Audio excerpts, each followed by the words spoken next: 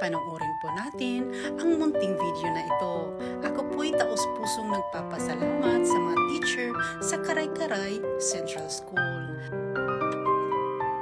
Taos-pusong pasasalamat po sa mga teacher at sa school na nagbukas ng pinto para sa layunin ko na makatulong sa mga batang lumalaki na may kakulangan. Isa po itong paalala na ang edukasyon ay hindi lang sa loob ng classroom, kasama rin dito ang malasakit at pagmamahal sa kapwa.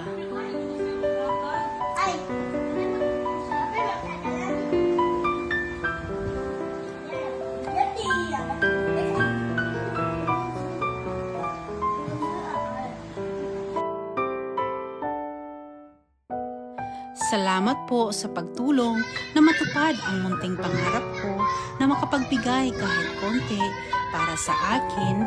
Ito po'y malaking karangalan at achievement ko sa buhay. At sana maalaala ako sa aking layunin. Maraming salamat po.